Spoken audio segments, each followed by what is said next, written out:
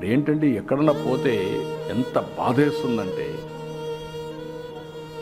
3 ఏళ్ళ అమ్మాయి పైన రేప్ చేస్తారా? అరే హ్యూమన్ బీయింగ్, నీ మైండ్ అంత ఖరాబ్ అయినాక నీ మైండ్ ఎట్ట బాగు చేస్తామండి నేను అడుగుతున్నా.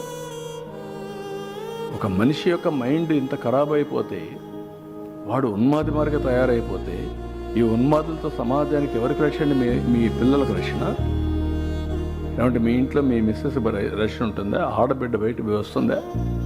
ఎక్కడికి పోతున్నా? ఇవి కంట్రోల్ చేయాల్సిన మెకానిజం రాజకీయ నాయకులు ఇష్టానుసారంగా సపోర్ట్ చేయడమా? అంటే ఏమనుకుంటున్నారు? ఏం చేసినా జరిగిపోతున్నప్పుడు ఎట్లా వస్తుందండి? నాకేం కోపంతో తీవ్రవాదుల పైన పోరాడానా?